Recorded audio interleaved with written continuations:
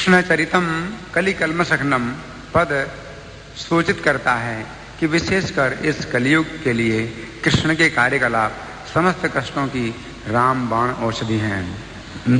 तो प्रभुपाद जी तात्पर्य में ये दो शब्दों को ले रहे हैं। इस श्लोक में बहुत से शब्द हैं जो बहुत महत्वपूर्ण हैं, लेकिन सबसे ज्यादा जो महत्वपूर्ण हैं दो शब्द वो प्रभुपाद ने लिए हैं। और इन्हीं शब्दों पर ही पूरा तात्पर्य है प्रभुपाद जी का।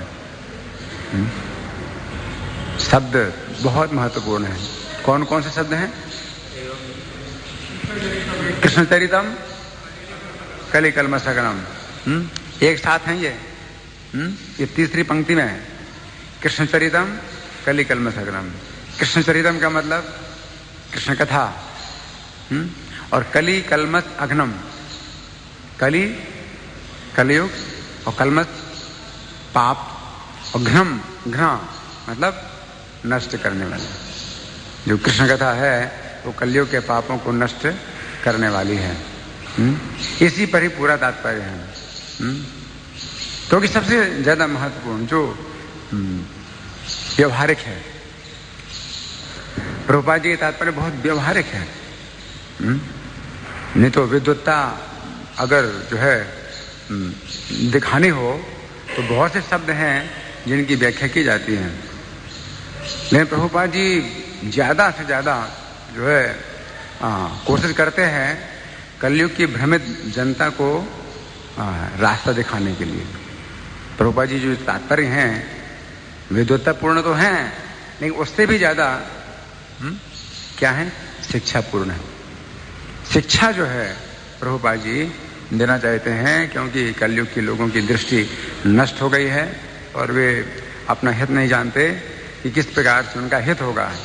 इसलिए प्रभुपाद जी के तात्पर्य ज्यादा से ज्यादा क्या है? हितकारी हैं। कलयुग में लोग बहुत अज्ञान में फंसे हैं, इसलिए इन दो शब्दों पर प्रभुपाद जी देखिए तात्पर्य लिखते हैं और क्या कहते हैं कि विशेषकर इस कलयुग में, इस कलयुग के लिए कृष्ण के कार्यकलाप समस्त कष्टों की राम बाण औषधि है। राम का बाण, राम का बाण जब छूटता है तो राक्षसों की सेना का विनाश होता है, राम बाण। तो इसी प्रकार से जो कृष्ण का चरित्र है वो कलयुग में जैसे राक्षसों की सेना है, उसी प्रकार से कलयुग के पाप हैं। बहुत भारी जो है ना संख्या में कलयुग में पाप हो रहे हैं।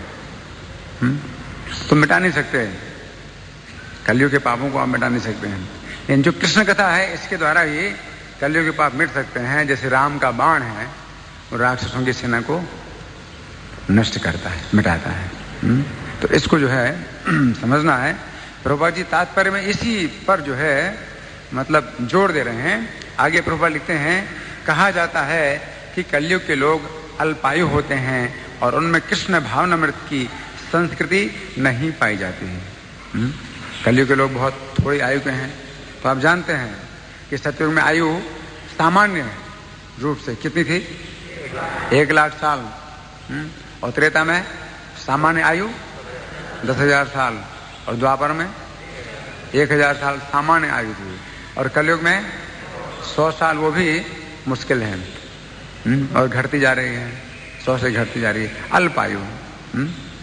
और इसके अलावा ये भी है कि कोई पैदा होते ही मर जाए। दूसरे युगों में ऐसा नहीं होता था।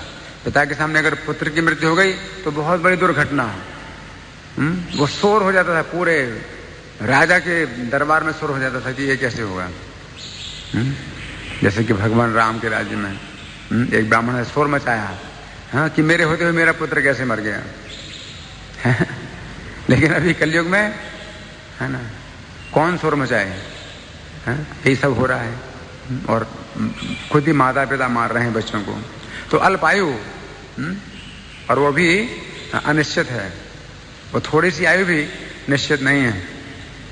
परीक्षित महाराज की आयु 7 दिन की है तो निश्चित तो है, लेकिन कौन कह सकता है कि 7 दिन जो है आप जीवित रहेंगे? कोई नहीं कह सकता है कि 7 दिन जीवित रहेंगे। लोग चलते चलते अचानक ही दिल में दर्द हुआ और मर जाते हैं, कुछ पता नहीं, है ना। अल्पायु हैं, कलयुग में लोग अल्पायु हैं और उनमें कृष्ण भावनामृत की संस्कृति नहीं पाई जाती है। फिर यदि कदाचित किसी की रुचि आध्यात्मिक संस्कृति में होती भी है तो उसे विभिन्न प्रकार के अप्रामाणिक स्वामी तथा योगी भ्रांत करते रहते हैं, जो कृष्ण कथा का नाम भी नहीं लेते। वो क्या, वो खुद ही भगवान बन जाते हैं, कि हम भगवान हैं, हमारी शरण लो तो तुम भी भगवान बन जाओगे। जो कृष्ण है वो भगवान है, यो माम अजम अनादिम, भगवान अजन्मा है, अनादि है, कृष्ण ऐसे भगवान हैं। तो उनको छोड़ करके वो सबको भगवान बनाने में लगे हैं। तो ऐसे अप्रामाणिक स्वामी हैं जो भ्रांत करते रहते हैं और कृष्ण कथा का नाम भी नहीं लेते। अगर आपकी कृष्ण कथा में रुचि है तो भी वो खत्म कर देंगे, कृष्ण कथा में रुचि भी खत्म कर देंगे। तो ये क्या है, इसको प्रभुपाद कहते हैं दुर्भाग्य। कलयुग में ये दुर्भाग्य है। दुर्भाग्य से व्यक्ति को ऐसे गुरु मिल जाते हैं जो कृष्ण कथा की जो संस्कृति या जो रुचि है आपके अंदर वो भी खत्म कर देंगे। तो प्रभुपाद लिखते हैं इसीलिए अधिकांश लोग अभागे तथा अनेक विपदाओं से ग्रस्त रहते हैं। जैसे कि अमेरिका में, रूस में कहाँ कृष्ण कथा थी, कहाँ कृष्ण कथा थी। भारत से कितने स्वामी गए, किसने कृष्ण कथा दी? प्रभुपाद के अलावा। प्रभुपाद ने सौभाग्य दिया, सौभाग्यशाली बनाया लोगों को, लेकिन वे जो भारत से और स्वामी गए थे उन्होंने कृष्ण कथा नहीं दी, है ना। तो इस तरह से ये दुर्भाग्य है कलयुग में कि बहुत पाखंड फैला हुआ है और इसलिए विपत्तियां, दुर्भाग्य और विपत्तियां, इसलिए विपत्तियों से भी घिरे हुए हैं। दुर्भाग्य है कि कृष्ण कथा नहीं मिलती है और उस दुर्भाग्य के कारण क्या होता है, कई प्रकार के संकट मिलते हैं, विपत्तियों से ग्रस्त रहते हैं। इसलिए व्यासदेव ने इस युग के कष्ट भोग रहे लोगों को छुटकारा दिलाने के लिए कली कल्मषग्नम नारद मुनि के आग्रह पर श्रीमद् भागवत लिखा। जो कृष्ण चरित्र जो है वो वास्तव में क्या है, श्रीमद् भागवत है कृष्ण चरित्र।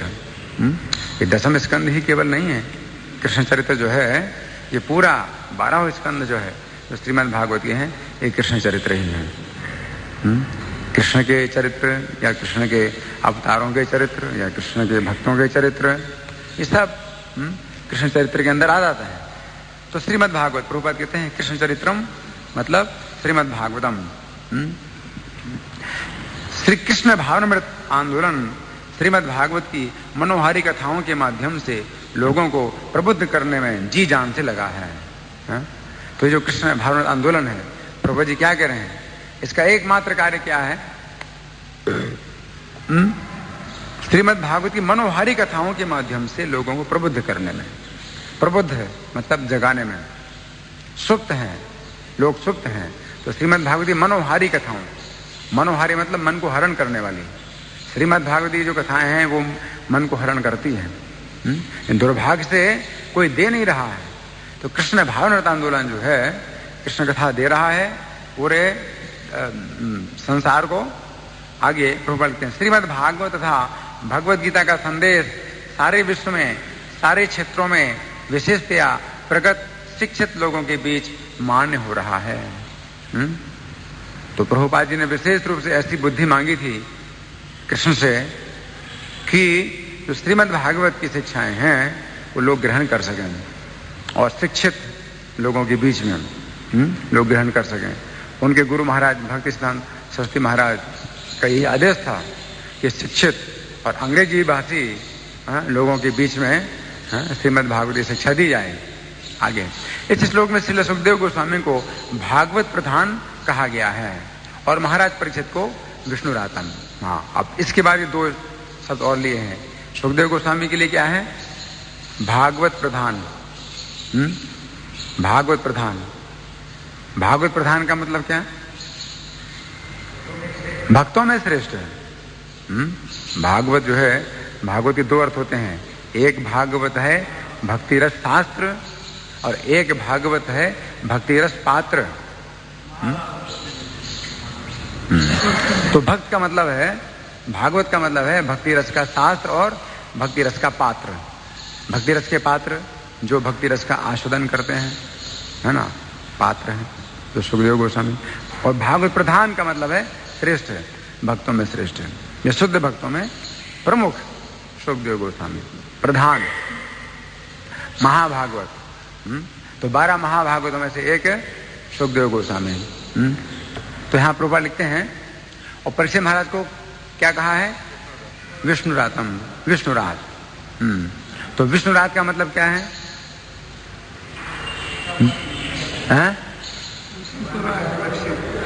विष्णु तो रक्षित। हाँ, रात का मतलब है रक्षित, विष्णु के द्वारा जिसकी रक्षा हुई। कहाँ? गर्भ के अंदर अश्वत्थामा के अस्त्र से विष्णु के द्वारा जिस बालक की रक्षा हुई उसको कहते हैं विष्णुरात, है ना। तो विष्णुरात है परीक्षित महाराज को। और ये श्लोक कौन कह रहा है? सूत गोस्वामी कह रहे हैं। इन दोनों शब्दों का एक ही अर्थ है, अर्थात महाराज परीक्षित कृष्ण के महान भक्त थे और सुखदेव गोस्वामी भी महान साधु पुरुष तथा कृष्ण के महान भक्त थे। क्योंकि विष्णु ने साक्षात जिसकी रक्षा की, केवल ऐसे नहीं कि भगवान रक्षा करते हैं, सबकी रक्षा करते हैं, तो ऐसा नहीं है, बल्कि साक्षात कृष्ण ने रक्षा की परीक्षित की। कृष्ण तो किसी की रक्षा कर सकते हैं इच्छा मात्र से, है कि नहीं? कृष्ण को किसी की रक्षा करने की जरूरत नहीं है, वो इच्छा ही करें कि अगर, तो किसी की भी रक्षा कर सकते हैं, और जगत की रक्षा कर रहे हैं अपनी इच्छा से ही। नहीं, परीक्षित की रक्षा की थी केवल इच्छा से नहीं, बल्कि स्वयं परीक्षित की परिक्रमा कर रहे थे, भगवान रक्षा कर रहे थे और परिक्रमा कर रहे थे। और इतना ही नहीं, परीक्षित देख भी रहे थे। परिचय नहीं दिया भगवान ने परीक्षित को, कि वे कौन है और किस लिए आए हैं, क्या कर रहे हैं, ये भगवान ने नहीं बताया परीक्षित को। ये परीक्षित ने देखा कि कोई पुरुष है जो मेरे चारों ओर घूम रहा है, और ब्रह्मास्त्र का जो तेज है, जो असह्य अग्नि है, उसको शांत कर रहा है। अग्नि की पीड़ा तो अनुभव कर रहे थे परीक्षित महाराज, तो उस पीड़ा को शांत कर रहे थे भगवान। तो परीक्षित ये नहीं समझे कि कौन पुरुष है ये, लेकिन उनको ये पता चला कि ये कोई पुरुष जो है मेरी रक्षा कर रहा है और चारों ओर घूम रहा है। गत आत चक्रो, पिछले श्लोकों में, किसी श्लोक में परीक्षित महाराज ने कहा कि गत आत चक्रो, हाँ, द्रोण्यस्त्र विप्लुष्ट मिदम मतंगम संतान बीजम कुरु पांडवाना। द्रोणी, द्रोणी मतलब द्रोणाचार्य के पुत्र अश्वत्थामा के द्वारा अस्त्र से विप्लुष्टम इदम मदंगम, मेरा शरीर तो नष्ट हो चुका था। संतान बीजम कुरु पांडवानाम, कुरुवंश और पांडव वंश का जो है ना संतान बीज, ये मेरा शरीर था। कौरव वंश की भी संतानें नष्ट हो गई और पांडव वंश की भी संतानें नष्ट हो गई। तो संतान का बीज जो कौरव वंश को पांडव वंश का था, वो मेरा शरीर था, और वो भी अश्वत्थामा के अस्त्र से नष्ट हो चुका था। जुगो कुक्षी गत आत चक्रो, तो चक्र लेकर के जिन्होंने कुक्षी में प्रवेश किया और जुगो रक्षा की। मातुश्च में यहां शरणम गदाया, तो क्यों गर्भ के अंदर आकर के मेरी रक्षा की? मेरी माता ने उनकी शरण ली थी। तीसरे परीक्षित महाराज को विष्णुरात कह रहे हैं, और प्रभुपाद लिखते हैं, हाँ, इन दोनों ने मिलकर कृष्ण कथा प्रस्तुत करके कष्ट में फंसी मानवता को बड़ी राहत दी है। जो परीक्षित महाराज हैं वो कृष्ण कथा का आदर कर रहे हैं, कृष्ण कथा की प्रशंसा कर रहे हैं। इसलिए शब्द है साधुवादम एवं निशम्य भृगुनंदन साधुवादम। परीक्षित महाराज के साधुवाद को सुन करके इस प्रकार परीक्षित महाराज के साधुवाद को सुन करके। साधुवाद, परीक्षित महाराज ने साधुवाद दिया सुखदेव गोस्वामी को। 9 स्कंद तक की जो कथा सुखदेव गोस्वामी ने सुनाई, और अब जो और 9वें स्कंद के अंतिम अध्याय में कृष्ण कथा को संक्षेप से सुनाया परीक्षित महाराज ने, माफ करिए, सुखदेव गोस्वामी ने। तो इसके लिए परीक्षित महाराज साधुवाद दे रहे हैं। साधुवाद कैसे दे रहे हैं सुखदेव गोस्वामी को? साधु अंग्रेजी बोलते हैं वेल डन। जैसे कोई कार्य की प्रशंसा की जाए तो लोग साधु साधु बोलते हैं, या अंग्रेजी बोलते हैं वेल डन, है ना। तो साधुवाद, धन्यवाद, है ना, धन्यवाद देते हैं, साधुवाद देते हैं। तो सुखदेव गोस्वामी को साधुवाद दे रहे हैं। और ये जरूरी है, जो वक्ता है उसको प्रोत्साहन देने के लिए श्रोता की ओर से कुछ शब्द होने चाहिए। परीक्षित महाराज न खा रहे हैं न पी रहे हैं, उन्होंने विश्राम भी नहीं किया।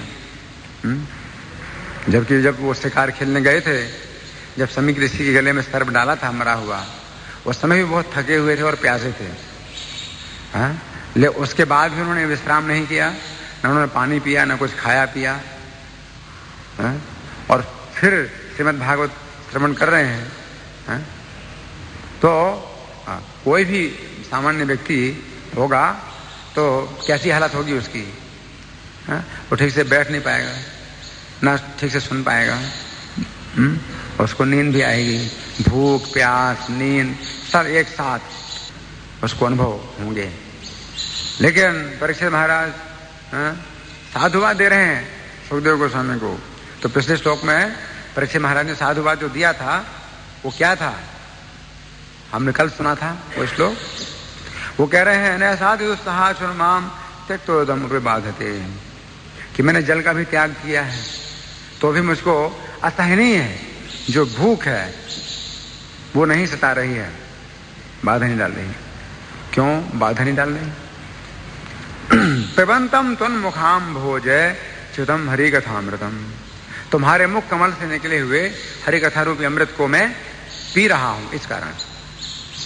तो परीक्षित महाराज कहते हैं कि मुझे जो भूख सता नहीं रही है, जबकि मैंने एक बूंद भी पानी नहीं पिया है। इसका कारण क्या है? कि तुम्हारे मुख कमल से निकले हुए हरि कथा के अमृत को मैं पी रहा हूं इस कारण से। तो ये साधुवाद है, साधुवाद। इस तरह से सुखदेव गोस्वामी को प्रोत्साहन दे रहे हैं परीक्षित महाराज। तो इसलिए प्रभुपाद जी लिख रहे हैं कि इन दोनों ने मिलकर कृष्ण कथा प्रस्तुत करके, इन दोनों ने मिलकर के कृष्ण कथा प्रस्तुत की है। एक व्यक्ति अकेला कृष्ण कथा प्रस्तुत नहीं कर सकता, उससे कोई व्यक्ति चाहिए जो प्रोत्साहन दे सुनाने के लिए। एक व्यक्ति चाहिए जो कि प्रोत्साहन दे सुनाने के लिए। और परीक्षित महाराज जो है ना प्रोत्साहन दे रहे हैं सुखदेव गोस्वामी को सुनाने के लिए। वे सो नहीं रहे हैं या मरे मरे से नहीं बैठे हैं, बल्कि वो बहुत सावधानी से सुन रहे हैं। और जो कुछ भी 9वें स्कंद के अंत में सुखदेव गोस्वामी ने सुनाया कृष्ण का चरित्र, चूंकि संक्षेप में सुनाया था, इसलिए कई प्रश्न उठे और परीक्षित महाराज ने कई प्रश्न पूछे उसमें, क्योंकि वो बहुत सावधानी से सुन रहे थे। कोई व्यक्ति बहुत सावधानी से सुनता है तो फिर वो प्रश्न पूछता है ना। इसलिए परीक्षित महाराज ने कई प्रश्न किए कृष्ण कथा के संबंध में, है ना।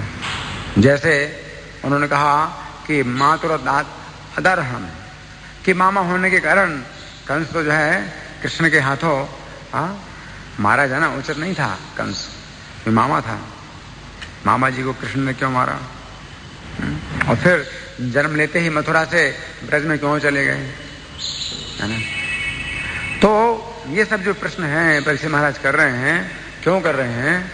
क्योंकि उनकी रुचि है सुनने में, जानने में रुचि है कि नहीं। कृष्ण के प्रति उनकी इतनी आसक्ति, इतना लगाव है। जैसे कि पिता होता है अपने पुत्र के बारे में कई प्रश्न पूछता है कि वो कहाँ गए, वो कहाँ गया, क्यों गया, कैसे गया, है नहीं, वहाँ खाया पिया कि नहीं खाया पिया, है ना। तो वो पढ़ाई कर रहा है तो किस क्लास में पढ़ाई कर रहा है। तो कोई पिता अपने पुत्र के बारे में बहुत प्रश्न करता है ना, और पूछता है कि ये कैसे हुआ, वो कैसे हुआ, है? उसी प्रकार से परीक्षित महाराज ने कई प्रश्न किए। तो कृष्ण कथा प्रस्तुत करने के लिए अच्छे श्रोता की आवश्यकता है जो प्रश्न करें, है ना। तो प्रभुपाद जी ये लिख रहे हैं कि दोनों ने कृष्ण कथा को प्रस्तुत किया और कष्ट में फंसी मानवता को बड़ी राहत दी है। और परीक्षित महाराज का जो है एक और जो विशेष योगदान है वो ये है कि वो संपूर्ण पृथ्वी के राजा होते हुए भी वे कृष्ण कथा सुन रहे हैं, है ना। इससे शिक्षा मिलती है बड़े बड़े जो नेता हैं या जो है राजा हैं कि कृष्ण कथा सुनना कितना आवश्यक है ना। किस प्रकार से परीक्षित महाराज ने जो है कृष्ण कथा प्रस्तुत की है मानवता के लिए, जिससे कष्ट में फंसी मानवता को बड़ी राहत मिली है, प्रभुपाद जी लिख रहे हैं। फिर श्रीमद् भागवत का एक श्लोक उद्धृत करते हैं, पहले स्कंद के 7वें अध्याय का 6वां श्लोक है। तात्पर्य में प्रभुपाद जी इस श्लोक उद्धृत करते हैं, अनर्थोपशमं साक्षात् भक्ति योगम मधोक्षजे लोकस्य अजानतो विद्वान चक्रे सात्वत संहिताम। जीव के भौतिक कष्ट जो से व्यर्थ लगने वाले हैं यदि भक्ति के साथ जोड़ दें तो कम किए जा सकते हैं। अनर्थ का मतलब कष्ट ही है, जिनका कोई अर्थ नहीं है। तो भक्ति योग मन भक्ति को जोड़ा जाए अगर जीवन में तो वो कष्ट जो है ना फिर घटेंगे। प्रभुपाद जी ये बता रहे हैं इस श्लोक का अर्थ है कि अपने जीवन में आप भक्ति को जोड़ेंगे तभी आपके कष्ट घटेंगे। कुछ जोड़ो तो फिर कुछ घटेगा। ऐसे अगर आप चाहो कि कष्ट घट जाएं तो नहीं घटने वाले हैं। एक इधर से कष्ट घटाया तो उधर से कष्ट बढ़ गया, और इधर से घटाया तो उधर से बढ़ गया। वो कष्ट जो है ना चारों तरफ से घेरे हुए हैं, है ना। तो लोग जो है इस बात को नहीं समझते। लोग कष्ट जाना तो लोग नहीं जानते हैं, लेकिन कष्टों को मिटाने के लिए इधर से प्रयास करते हैं, फिर इधर से करते हैं, उधर से करते हैं, और चारों तरफ से कष्ट घिरे हुए हैं। और इधर से प्रयास किया आपने कष्ट को दूर करने का तो उधर से आ गया, इधर से आएगा, उधर से, चारों साइड से कष्ट है। तो कष्टों को घटाने का जो उपाय है वो क्या है? भक्ति योग। योग माने जोड़ना। भक्ति को जोड़ो। भक्ति को जोड़ने से घटेंगे कष्ट, घटेंगे। किंतु लोग इसे समझ नहीं पाते, इसलिए विद्वान व्यास देव ने इस वैदिक ग्रंथ श्रीमद् भागवत की रचना की जो परम सत्य के विषय में है। श्रीमद् भागवत 1:7-6। अधिकांश लोग इस तथ्य से अवगत नहीं होते कि श्रीमद् भागवत का संदेश कलयुग के कष्टों से मानव समाज को छुटकारा दिला सकता है। कली कलमशघ्नम, कली कलमशघ्नम, कलयुग के पापों को दूर करने वाला है, घ्नम। तो यहाँ प्रभुपाद जी का तात्पर्य समाप्त हुआ। अब कुछ और भी हम चर्चा करेंगे। भृगुनंदन, भृगुनंदन शब्द है किसके लिए है? शौनक ऋषि के लिए। हाँ, भृगु के वंश में उत्पन्न हुए हैं शौनक ऋषि, तो भृगुनंदन। और वैसे नंदन शब्द का मतलब क्या होता है? पुत्र भी है, लेकिन और इसका अर्थ आनंद देने वाला। भृगुनंदन, जैसे कृष्ण को कहते हैं नंद नंदन, यशोदा नंदन, तो नंदन माने आनंद देने वाला, यशोदा को आनंद देने वाले, नंद को आनंद देने वाले। इसी प्रकार से शौनक ऋषि को सुत गोस्वामी क्या कह रहे हैं? भृगुनंदन, मतलब भृगु को आनंद देने वाले। तो भृगु को आनंद दे रहे हैं शौनक ऋषि, कैसे? तो श्रवण कर रहे हैं श्रीमद् भागवत। श्रीमद् भागवत श्रवण कर रहे हैं, इसलिए उनके जो वंश के जितने पूर्वज हैं वो आनंदित हो रहे हैं, वो प्रसन्न हो रहे हैं। कोई व्यक्ति अगर भगवान की भक्ति में लगा हुआ है तो मोदन्ते पितरो, उसके जो पितरगण हैं वो आनंदित होते हैं। तो भृगु वंश को आनंदित कर रहे हैं शौनक ऋषि, इसलिए कहा है भृगुनंदन। और फिर शब्द है साधुवादम। तो हमने चर्चा की कि साधुवाद, साधु का मतलब है अच्छा, असाधु मतलब बुरा, है ना। तो साधुवाद मतलब प्रशंसा के शब्द, परीक्षित महाराज की प्रशंसा के शब्द सुन करके साधुवादम। इसके बाद शब्द क्या है? साधुवादम वैयासकी। वैयासकी का मतलब व्यास के पुत्र, हाँ, सुखदेव गोस्वामी। वैयासकी शब्द कैसे बना है? व्यास से, व्यास के पुत्र हैं इसलिए वैयासकी, ये संस्कृत की व्याकरण है। वैयासकी व्यास देव के पुत्र हैं, वैयासकी। फिर इसके बाद क्या है? सा भगवान, उनको भगवान कहा है, सुखदेव गोस्वामी को भगवान कहा है। हम लोग तो भगवान नहीं कह रहे हैं, क्योंकि भगवान कहने से अभी आजकल तो बड़ा भ्रम पैदा हो रहा है। इसलिए हम लोग शिव जी को भी भगवान नहीं कहते, ब्रह्मा जी को भी भगवान नहीं कहते हैं, सुखदेव गोस्वामी को भी भगवान नहीं कहते हैं। लेकिन यहाँ सुखदेव गोस्वामी को भगवान कहा है, हम नहीं कहते हैं। क्यों? क्योंकि अब ये शब्द जो है ना बड़ा भ्रामक हो गया है, लोग भ्रमित हो रहे हैं इस शब्द से, इसलिए हम कृष्ण को ही भगवान कहते हैं। भग माने हैं 6 प्रकार के ऐश्वर्य, तो उनमें से कोई भी ऐश्वर्य अगर अधिक मात्रा में किसी के अंदर हो तो उसको भगवान कहा जा सकता है, हा?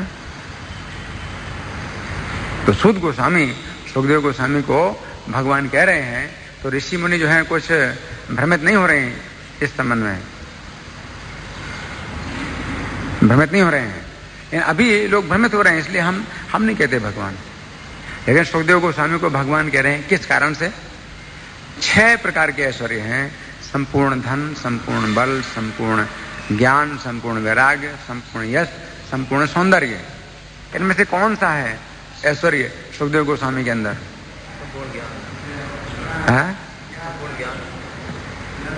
तप नहीं है, 6 प्रकार के ऐश्वर्य में तप नहीं है, ज्ञान और वैराग्य, ज्ञान और वैराग्य। और भी ऐश्वर्य हैं जिनकी चर्चा की जा सकती है, इन ज्ञान और वैराग्य की हम चर्चा करेंगे। भगवान जो सूत गोस्वामी कह रहे हैं सुखदेव गोस्वामी को, तो उनमें ज्ञान और वैराग्य है। जैसे चैतन्य महाप्रभु के बारे में कहा गया, वैराग्य विद्या निज भक्ति योग, वैराग्य विद्या निज भक्ति योगम, शिक्षार्थम में कहा पुरुषा पुराण। वैराग्य और विद्या यानी ज्ञान और निज भक्ति योग, वैराग्य और ज्ञान के सहित अपने भक्ति योग की शिक्षा देने के लिए श्री कृष्ण चैतन्य शरीरधारी, चैतन्य महाप्रभु ने शरीर धारण किया। तो वो भक्ति कैसी है? ज्ञान और वैराग्य से युक्त है। तो सुखदेव गोस्वामी के अंदर जो है ज्ञान है। जब सूत गोस्वामी श्रीमद् भागवत के पहले स्कंद के दूसरे अध्याय में शुरू करते हैं, जैसे उत्तर देना, ऋषियों के प्रश्नों का उत्तर देना शुरू करते हैं, तो सबसे पहले अपने गुरु की वंदना करते हैं, सुखदेव गोस्वामी की वंदना करते हैं। तो 2 श्लोक बोलते हैं सुखदेव गोस्वामी के बारे में। तो पहला तो श्लोक जो है उनका वैराग्य के बारे में कि सुखदेव गोस्वामी के अंदर कितना वैराग्य है, और दूसरा श्लोक जो है ज्ञान के बारे में। मतलब वैसे पहले अध्याय के दूसरे अध्याय का दूसरा श्लोक है, जो कि सूत गोस्वामी के द्वारा कहा हुआ पहला श्लोक है। वो दूसरा श्लोक, दूसरे अध्याय का दूसरा श्लोक पहले स्कंद में। तो ये वैराग्य का है। वैराग्य, कितना वैराग्य है सुखदेव गोस्वामी में, सुखदेव गोस्वामी कितना वैराग्य है ये बताते हैं। यम प्रव्रजंत मनुपेत मपेत कृत्यम द्वैपायनो विरह कातर आजुहाव पुत्रेति तन्मयतया तरवोभिनेदोस तम सर्वभूत हृदयम मुनिमानतोस्मि प्रव्रजंतम। वो तुरंत ही जैसे ही जन्म लिया उन्होंने वैसे ही जंगल की ओर चल पड़े। सुखदेव गोस्वामी कितने विरक्त हैं, जन्म लेते ही ना माता का मुंह देखा ना पिता का मुंह देखा। अनुपेत अनुपेतम अपेत कृत्यम, और कृत्य भी नहीं कराया। मतलब जैसे संन्यास लेने के लिए कोई संन्यास दीक्षा लेता है, किसी गुरु के पास जाता है और अनुमति लेता है, ना किसी से अनुमति ली, तुरंत ही उन्होंने संन्यास ले लिया जन्म लेते ही। तो कितना वैराग्य है उनमें कि जन्म लेते ही वो जो है चल पड़े, निकल पड़े घर से बाहर। और द्वैपायनो विरह कातर आजुहाव, द्वैपायन व्यास जी विरह से कातर हो रहे हैं, पुत्र के विरह से कातर हो रहे हैं। और पुत्र जो है ना इतना विरक्त है कि पिता को देख नहीं रहा है, और पिता जो है विरह से कातर होकर के बुला रहे हैं, पुत्रेति, हे पुत्र हे पुत्र हे पुत्र। व्यास जी पुत्र पुत्र पुत्र कह करके पीछे पीछे जा रहे हैं, लेकिन जो पुत्र है वो पीछे नहीं देख रहा है। पुत्रेति तन्मय दया तर वो भी नहीं दोष। जो वृक्ष हैं तो वे जो है ना पिता पिता की प्रतिध्वनि कर रहे हैं। सुखदेव गोस्वामी जो है ना वृक्षों के माध्यम से पिता पिता की प्रतिध्वनि कर रहे हैं, लेकिन अपने स्वयं जो है ना मुख से वो कुछ उत्तर नहीं दे रहे हैं। तर वो भी नहीं दोष तम सर्वभूत हृदय मुनि मानत। उसमें सुखदेव गोस्वामी के अंदर वो शक्ति है कि किसी प्राणी के हृदय में स्थित होकर के वो बोल सकते हैं। तो वृक्षों के अंदर प्रवेश करके वो पिता की पुकार का उत्तर दे रहे हैं सुखदेव गोस्वामी। तो ये उनका वैराग्य है।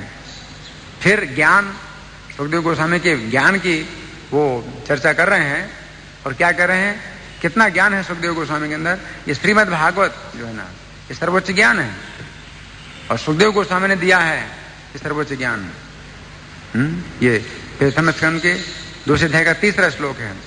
या स्वानुभावम अखिल श्रुति सारमेकम अध्यात्म दीप्यमतीत तीर्षताम तमोन्धम संसारिणाम करुणया है पुराण गुह्यम तम व्यास सुनुमपयामी गुरु मुनीनाम। मुनियों के गुरु हैं व्यास पुत्र, उनकी मैं शरण ले रहा हूं, जिन्होंने अध्यात्म दीपम, अध्यात्म का दिया प्रदान किया है। अतीत तीर्षताम तमोन्धम, जो इस अंधकार अज्ञान के अंधकार को पार करना चाहते हैं उनके लिए ज्ञान का ये दीपक, अध्यात्म दीपक प्रदान किया है श्रीमद् भागवत। तो ये सुखदेव गोस्वामी का जो है ज्ञान है। अखिल श्रुति सारम एकम, एकमात्र समस्त श्रुतियों का एकमात्र सार श्रीमद् भागवत है। तो ये ज्ञान, तो सुखदेव गोस्वामी को जो भगवान कह रहे हैं सुध गोस्वामी, तो इनमें 2 ऐश्वर्य हैं सुखदेव गोस्वामी में, ज्ञान का और वैराग्य का है। तो भगवान, इसके बाद अथ विष्णुरातम, विष्णुरात को व्याहर तुम आरभत, मतलब कहना शुरू किया, सुनाना शुरू किया विष्णुरात। तो उन परीक्षित महाराज को सुखदेव गोस्वामी ने कृष्ण चरित्र सुनाना शुरू किया, जो गर्भ में ही भगवान के द्वारा रक्षित हुए हैं विष्णुरातम। फिर प्रत्यर्च, प्रत्यर्च का क्या मतलब है? प्रत्यर्च है?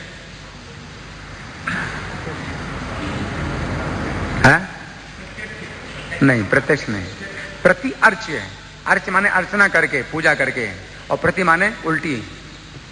उन्होंने उल्टी पूजा की परीक्षित महाराज की। प्रति माने उल्टा, अर्च माने अर्चना करके, पूजा करके। तो पूजा मतलब केवल ये नहीं है कि पूजा जो है जो भगवान की होती है, आरती उतारी जाती है, तो वही अर्चना है। वाणी से भी अर्चना होती है, वाणों से भी पूजन होता है। तो सुखदेव गोस्वामी ने वाणी से पूजा की परीक्षित महाराज की, है ना। वाणी से पूजा करना जरूरी है। शरीर से तो पूजा हमेशा नहीं की जा सकती है, संभव नहीं है कि हमेशा पूजा की जाए शरीर से किसी की, वाणी से पूजा की जा सकती है। तो प्रति अर्च, जैसे परीक्षित महाराज ने सुखदेव गोस्वामी की पूजा की अपनी वाणी से, बहुत अच्छे शब्द प्रयोग किए, प्रशंसा के शब्द प्रयोग किए, मुनि सत्तम कहा। तो सुखदेव गोस्वामी भी प्रति अर्च, उल्टे उनकी प्रशंसा करते हैं, प्रत्यर्च है। तो आगे वो सुखदेव गोस्वामी के शब्द होंगे जिसमें कि परीक्षित महाराज की वो प्रशंसा करते हैं। आगे वो श्लोक होंगे कि सुखदेव गोस्वामी परीक्षित की प्रशंसा करते हैं, तो वो है अर्चन, पूजन, पूजा करना, है ना। प्रत्यर्च, प्रति अर्च। सुखदेव गोस्वामी के अंदर इतनी विनम्रता है, वो ये नहीं सोचते कि देखो ये सब लोग मेरी प्रशंसा कर रहे हैं तो मैं कितना बड़ा भक्त हो गया हूं। नहीं, परीक्षित महाराज जो है सुखदेव गोस्वामी की प्रशंसा करते हैं, तो सुखदेव गोस्वामी परीक्षित महाराज की प्रशंसा करते हैं, और ये कह करके राजर्षि सत्तम सम्यक व्यवस्थिता बुद्धिस्तम राजर्षि सत्तम, कि तुम्हारी जो बुद्धि है अच्छी प्रकार से व्यवस्थित है, वासुदेव कथायाम ते यह जाता नैष्ठिकी रति, जो भगवान की कथा में तुम्हारी नैष्ठिकी रति हुई है। तो इस प्रकार से जो है परीक्षित महाराज का पूजन करते हैं सुखदेव गोस्वामी अपने शब्दों के द्वारा, अपनी वाणी के द्वारा। तो पूजा 3 प्रकार से होती है, 3 प्रकार से पूजा की जाती है। हाँ, मनसा वाचा कर्मणा, है ना। तो मन से भी पूजा की जाती है और वाणी से भी, और शरीर से, शरीर से पूजा करते हैं भगवान की हम लोग, है ना। लेकिन किसी साधु की और जो है गुरु की हम मन से हमेशा पूजा करें और वाणी से तो हमेशा पूजा करें, है ना। तो प्रत्यर्च, इसके बाद कृष्ण चरितम कलिकल्म सग्नम, इसकी तो खूब व्याख्या प्रभुपाद ने की है तात्पर्य में। इसके बाद क्या है, व्याहर तुम आरभत, कहना शुरू किया, भागवत प्रधान, जो भक्तों में प्रधान है। तो 12 महाभागवत हैं, उनमें से एक सुखदेव गोस्वामी है। कौन कौन से हैं, स्वयंभूर, नारदः शंभु, कुमारः कपिलो मनु, प्रहलादो जनको भीष्मो, बलिर्वैयासकिर्वयम्। ये यमराज बोल रहे हैं अपने दूतों को, और वयम सबसे अंत में अपने को कहा है कि हम भी जानते हैं, है ना, वयम। तो इस प्रकार से इस श्लोक की व्याख्या हमने की है। अब मैं चाहूंगा कि आप लोगों की ओर से कुछ चर्चा हो या कोई प्रश्न हो। हाँ,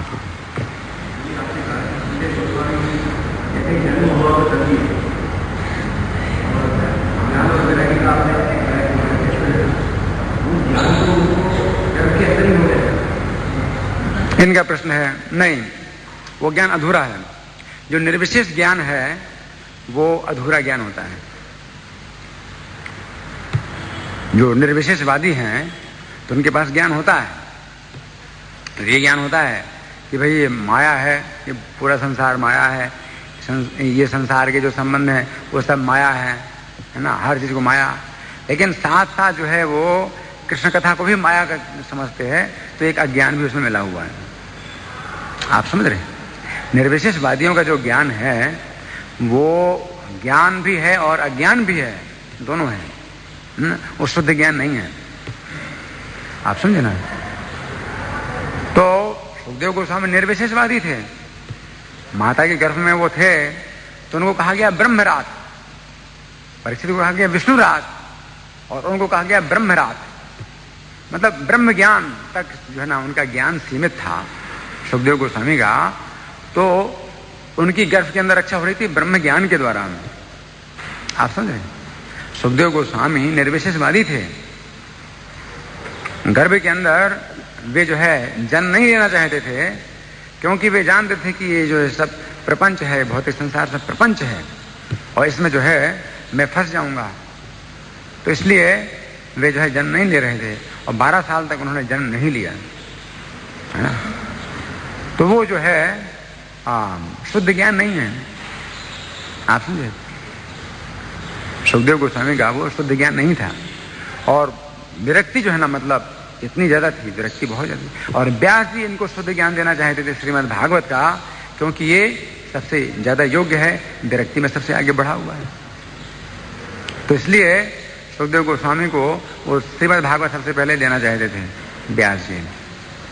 सबसे पहले जब श्रीमद् भागवत की रचना की तो अपने शिष्यों को भी नहीं दिया श्रीमद् भागवत, सुखदेव गोस्वामी को देना चाहते हैं। ये सबसे पहले व्यक्ति को अगर देना है, कुछ देना है ना, तो कोई बहुत महत्वपूर्ण व्यक्ति होना चाहिए। तो सुखदेव गोस्वामी को दिया, तब उनको शुद्ध ज्ञान हुआ। तब फिर वो जो है मतलब परीक्षित महाराज के सामने बैठ करके श्रीमद् भागवत सुना रहे हैं, और इतनी सभा में, नहीं तो वो तो बोलते ही नहीं थे, वो ना कुछ बोलते थे, ना कुछ सुनते थे, ना कुछ देखते थे, अंधे बहरे गूंगे की तरह वो व्यवहार करते थे। निर्ग्रंथ मतलब वो निर्विशेषवादी व्यक्ति जो है ना निर्ग्रंथ हो जाता है, वो सब ग्रंथ को भी माया समझता है कि ये भी माया है, ये भी प्रपंच है, ये भी है। तो कई निर्विशेषवादी ऐसे होते हैं, वो प्रभुपाद की पुस्तकों में भी कहते हैं ये भी प्रपंच है, ये भी माया है ना। फल्गु वैराग्य, उसको फल्गु वैराग्य भी कहा है। फल्गु वैराग्य समझते हैं? युक्त वैराग्य वो फल्गु वैराग्य है। तो फल्गु वैराग्य में भगवान से संबंधित वस्तु को भी जो है ना व्यक्ति त्याग देता है। प्रापंचिकतया बुद्धिया हरि संबंधी वस्तुना मुमुक्ष भी परित्यागो फल्गु वैराग्यम कथते। तो प्रपंच समझ करके भगवान से संबंधित वस्तुओं को भी त्याग देता है व्यक्ति, तो फल्गु वैराग्य है। तो सुखदेव गोस्वामी का विरक्ति तो बहुत ऊंची थी, लेकिन फिर कुछ हद तक वो फल्गु भी थी, है ना। और व्यास जी सोच रहे हैं कि इसको जो है कैसे कृष्ण कथा का आस्वादन कराया जाए, क्योंकि तो सुनता ही नहीं है, तो कुछ देखता नहीं है, कोई बोलता नहीं है, सुनता ही नहीं है। तो अपने शिष्यों को कहा उन्होंने कि एक भागवत का एक श्लोक सिखाया और कहा कि इसको पढ़ते पढ़ते तुम जोर से पढ़ते पढ़ते जंगल में जाया करो, है ना। और सुखदेव गोस्वामी निर्विशेष ब्रह्म का ध्यान करते हैं, वो कुछ सुनते नहीं। वो श्लोक भागवत का उनके कान में पड़ गया, और जैसे पड़ गया तो कृष्ण कथा का रस जैसे मिला तो निर्विशेष ब्रह्म का जो सुख था वो बिल्कुल तुच्छ हो गया। अब वो जो है उस व्यास जी के उस शिष्य के पीछे भागे कि ये सिखाओ श्लोक। तो व्यास जी ने कह दिया था कि हमारा पुत्र अगर आएगा तुम्हारे पास तो तुम उससे बात नहीं करना, हमारे पास आ जाना। तो व्यास जी का शिष्य वो जो है भाग करके व्यास जी के पास आए, तो सुखदेव गोस्वामी भाग करके व्यास जी के पास आए। तब फिर व्यास जी ने उनको बिठाया, विधिवत श्रीमद् भागवत का अध्ययन कराया सुखदेव गोस्वामी को। तो आपका प्रश्न हो गया, आप कुछ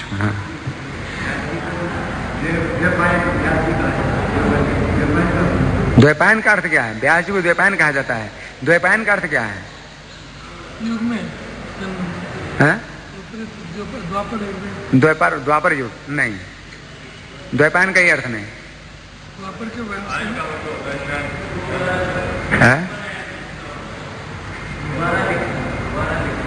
नहीं, हाँ द्वीप और अयन, द्वीप अयन, उनका जन्म हुआ था द्वीप में, मतलब जो सरस्वती और यमुना के बीच में जो जमीन थी, पराशर मुनि के द्वारा सत्यवती के गर्भ से जब उन्होंने जन्म लिया था, तो दो नदियों के बीच में जो द्वीप है उसमें उन्होंने जन्म लिया था, इसलिए उनको द्वैपायन कहते हैं। द्वैपायन, अयन माने है स्थान और द्वीप, तो द्वैपायन इसलिए कहते हैं। आपका प्रश्न? कथा सुनानी इच्छा होती है तो भी समाप्त करो, तो फिर इसका तो कोई कसूर नहीं है, जो मतलब उसको तो कृष्ण के प्रति श्रद्धा है, उसका तो कोई कसूर नहीं है। तो वो इनका प्रश्न है कि जिसकी कृष्ण के प्रति श्रद्धा है तो उसको कोई ढोंगी गुरु मिल जाता है, वो कृष्ण कथा में उसकी श्रद्धा को खत्म कर देता है, तो उसकी तो कोई गलती नहीं है। तो इसलिए प्रभुपाद जी कहते हैं दुर्भाग्य है ये, मंद भाग्य। कलयुग में जो है लोग बहुत अभागे हैं। रायणा पायसा सभ्य कलावस्मिन युगे जना मंदास मंद मत्य मंद भाग्य उपद्रता है। तो ये दुर्भाग्य है कलयुग में, ये कलयुग में पैदा किया है दुर्भाग्य, है ना। और ये जो दुर्भाग्य है ये प्रभुपाद ने दूर किया है कृष्ण कथा के द्वारा, तो ये दुर्भाग्य है कलयुग में। फिर भी कसूर नहीं है और कसूर है भी, क्योंकि ये सब जो ना कर्म की गति बड़ी गहन है। भगवान कहते हैं गहना कर्मणो गति, कर्म की गति बड़ी गहन है। कभी उसने कृष्ण से दूर होना चाहा तो वो जो है उसकी इच्छा है वो भगवान अभी पूरी कर रहे हैं। अभी वो कृष्ण के पास आना चाहता है, लेकिन उसका दुर्भाग्य उसको कृष्ण से दूर कर रहा है ना। क्योंकि प्रत्येक जीव की भगवान इच्छा ही जो है मतलब पूरी कर रहे हैं। लेकिन वो बात दूसरी है कि पहले जब वो कृष्ण के निकट था तो उसकी इच्छा थी कृष्ण से दूर जाने की। अब वो कृष्ण के निकट आना चाहता है, लेकिन उसको दूर रखा जाता है, ये है। लेकिन जो भक्त हैं वो बहुत दयालु होते हैं, तो वे जो है कृष्ण कथा प्रदान करते हैं, उनका दुर्भाग्य दूर करते हैं। आपका प्रश्न? कृष्ण कथा हरि कथा में क्या अंतर है? एक ही मतलब है।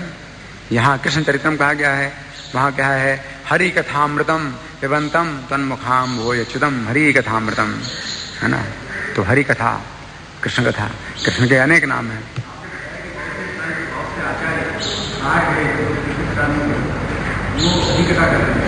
नहीं, हरि कथा नहीं कर रहे, वे जो है हरि कथा नहीं करते, माया कथा करते हैं, आत्मकथा। अपने अपना जो है ना वो महिमा बताते हैं कि हमारी महिमा सुनो, हमारी महिमा कहो, हमारी पूजा करो, है ना। वो हरि कथा कृष्ण कथा नहीं है। और दूसरी बात है कि शिव कथा और दुर्गा कथा ये भी नहीं बताएगी शास्त्रों में। शास्त्रों में कृष्ण कथा हरि कथा बताएगी है, विष्णु कथा श्रवणम कीर्तनम विष्णु, शिव कीर्तन दुर्गा कीर्तन ये नहीं बताया गया है ना। तो ये भी जो है ना दुर्भाग्य है कि लोग शिव कीर्तन करते हैं, दुर्गा कीर्तन करते हैं। शास्त्र में नहीं बताया गया है कि शिव का कीर्तन किया जाए, दुर्गा का कीर्तन किया जाए। विष्णु श्रवणम कीर्तनम विष्णु, विष्णु हरि है ना, विष्णु और कृष्ण हरि इनका जो है मतलब कीर्तन किया जाए, इनके नामों का भी कीर्तन किया जाए और इनका चरित्र का भी कीर्तन किया जाए। लेकिन शिव दुर्गा ये नहीं कहा गया है शास्त्र में। तो ये भी दुर्भाग्य है कि शिव का कीर्तन करते हैं लोग, दुर्गा का कीर्तन करते हैं। और कोई प्रश्न किसी का न कोई चर्चा? हाँ, कलयुग में इस प्राप्ति का समारोह, कलयुग में इस प्राप्ति का साधन क्या है?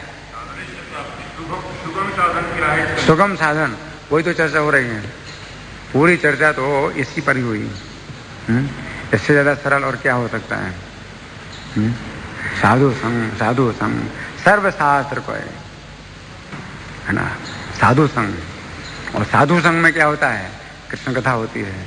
सताम प्रसंगानम वीर संविदो भवन्ति हित कर्ण रसायना कथा। तो साधु संग में कृष्ण कथा होती है, भवन्ति हित कर्ण रसायना कथा। हृदय के लिए रसायन और कानों के लिए रसायन, हाँ? जो कथाएं हैं मम वीर संविदो, कपिल भगवान के मेरे पराक्रम से संबंधित, हाँ? वो कथाएं होती हैं कृष्ण कथा, है ना। और जब कृष्ण कथा भी नहीं मिलती है, शुद्ध कथा नहीं मिलती है, ऐसे वक्ता नहीं मिलते हैं जो कि शुद्ध कृष्ण कथा प्रदान करें, उसमें अपनी बात ही मिलाते हैं, तो फिर ऐसे में कलयुग में क्या बताया गया है? हरे कृष्णा कृष्णा कृष्णा हरे हरे, हरे राम राम राम हरे। जैसे परीक्षित महाराज बहुत संकट में है, 7 दिन में उनकी मृत्यु होने वाली है। अब आपको अगर बताया जाए कि आपके 7 दिन में मृत्यु होगी, तो आप मन लगा सकते हो श्रवण में? नहीं लगा सकते। 7 दिन में अगर आपको मालूम हो जाए कि आपकी मृत्यु है, तो आप का मन नहीं लगेगा कृष्ण कथा सुनने में। तो फिर क्या करो? यही हरे कृष्णा कृष्णा कृष्णा हरे हरे, हरे राम राम राम हरे। तो अगर बहुत ज्यादा जो है आप संकट में हैं, कष्ट में हैं और व्यथित हैं, डिस्टर्बेंस बहुत ज्यादा है, तो आप हरे कृष्ण का जाप कर सकते हो उस समय, है ना। तो ये है उपाय। यदि 16 से कम नाम कली कलमस नाशनम, ये 16 नाम है कलियुग के कलमस को नाश करने के लिए, है ना। नाता पर तरोपाय सर्ववेदिष्ट, इससे बढ़कर के और सरल उपाय समस्त वेदों में और नहीं है। इससे आप ज्यादा सरल अगर चाहते हो तो फिर नहीं है, फिर इससे ज्यादा सरल नहीं है। अच्छा, आपका पूछिए। तो जब 7 दिन में मृत्यु आएगी तो आप बोलते हो कि हरे नाम हरे कृष्णा मंत्र का जप करो, तो आपको ध्यान नहीं होगा, कुछ प्यार नहीं होगा नामों से, कुछ नहीं होगा, तो क्या लाभ होगा? तो अपराध हो जाएगा। इनका प्रश्न है कि अगर 7 दिन में मृत्यु है और हमें पता चले, तो फिर हमारा भगवान के प्रति प्रेम नहीं होगा तो नाम लेने से अपराध होगा? नहीं, प्रेम नहीं होगा तो अपराध नहीं होगा। और प्रेम तो किसी का भी नहीं है, नाम में प्रेम किसी का नहीं है। अब प्रेम का जो धरातल है आप जानते हैं कितना ऊंचा है। श्रद्धा से शुरू होता है, श्रद्धा के बाद साधु संग, फिर भजन क्रिया, अनर्थ निवृत्ति। अभी आप सीधे प्रेम की बात कर रहे हो, इन प्रेम का मतलब भी नहीं समझते। प्रेम का मतलब क्या है? अनर्थ निवृत्ति, फिर निष्ठा, फिर रुचि, फिर आसक्ति, फिर भाव, फिर प्रेम। कह रहा हूँ कि नाम के रटन में तो नहीं तो जो है हम अपराध से छूटें, अपराध से छूटने का प्रयास करना चाहिए, 10 प्रकार के अपराधों से छूटने का प्रयास करना चाहिए, तो आप नामाभास में आएंगे, नामाभास की दशा में आएंगे, है ना। अजामिल जो है वो नामाभास में था। तो जो अजामिल था वो नामाभास की दशा में अपने पुत्र को नारायण बोलता था। वो तो भगवान से प्रेम की दुआ क्या, वो भगवान के बारे में कोई विचार ही नहीं कर रहा था। वो तो नामाभास, वो भी नामाभास। तो ये जो है ना मतलब विधि है। प्रभुपाद जी ने भी आंदोलन में जो है भक्तों को आध्यात्मिक नाम दिए हैं। तो इन नामों के द्वारा भी हम नामाभास की दशा में आ जाते हैं। नामाभास की दशा में आ जाते हैं। जैसे राधाचरण, तो हम राधाचरण बोलते हैं, है ना। तो ये जो है क्या हम राधा रानी का चिंतन नहीं कर रहे हैं, राधा के चरण का चिंतन नहीं कर रहे हैं। हम राधाचरण जब बोल रहे हैं तो राधाचरण ये जो भक्त हैं तो इनका चिंतन कर रहे हैं, इनका। लेकिन उसमें भी जो है ना नामाभास है। इसमें बड़ी शक्ति है, पापों को दूर करने की बड़ी शक्ति है। आप समझ रहे? कृष्ण प्रिया जब हम बोलते हैं तो ना तो कृष्ण का चिंतन करते हैं, ना कृष्ण की प्रिया का चिंतन करते हैं। लेकिन ये जो है जो है ना किसी भी व्यक्ति के रूप का चिंतन कर रहे हैं। अजामिल का जो है जो आसक्ति थी वो तो भौतिक आसक्ति थी अपने पुत्र में, लेकिन उसमें नाम बीच में आ गया भगवान का, तो ये भी जो है ना उसके पापों को धो रहा था। ये कितनी मतलब आश्चर्य की बात है ना। तो ये नामाभास से भी जो है ना किसी व्यक्ति का उद्धार हो जाता है। अपराधों से बचने का प्रयास करना चाहिए। इसका ये मतलब नहीं है कि आप भगवान के प्रेम को प्राप्त कर लिया आपने, अपराधों से बच गए। लेकिन श्रद्धा, आपकी श्रद्धा तब पैदा होगी, है ना। जब प्रभुपाद जी ने हरे कृष्ण का कीर्तन किया था हिप्पियों के बीच में, तो क्या नाम की महिमा बताई थी? नाम की महिमा नहीं बताई थी। नाम की महिमा बताना अश्रद्धालु को अपराध है। इसलिए प्रभुपाद जी ने हिप्पियों के बीच में भगवान के नाम की महिमा नहीं बतलाई। लेकिन वो कीर्तन कराते थे, हरे कृष्ण कीर्तन, और शब्द ध्वनि बताते, ये शब्द ध्वनि है, ये शब्द ध्वनि है, ये आपके मानसिक तनाव को दूर करेगी, ऐसे बताते। अभी चीन में भी गिरधारी स्वामी बता रहे थे, जो प्रचार कर रहे हैं, तो उनको भगवान का नाम नहीं बताते हैं, ये हरे कृष्ण शब्द ध्वनि बताते हैं और आपके तनाव को दूर करेगी, इस तरह से बताते हैं। तो इस तरह से अपराधों से बचा करके उनको नाम दे रहे हैं। या नारद जी ने रत्नाकर नाम के डाकू को मरा मरा जब कहा था बोलने के लिए, तो भगवान का नाम नहीं बताया। अपराधों से बचा करके उनको कहा कि मरा मरा बोलो, तो वो भी नामाभास है। तो इस तरह से जो आचार्य होते हैं, योग्य आचार्य होते हैं, तो अपराधों से बचा करके हमको जो है भगवान के नाम में लगाते हैं। किसी प्रकार से नामाभास की दशा में आप आ जाएं। ठीक है, आखिरी प्रश्न, आपके प्रश्न का उत्तर बाद में दूंगा।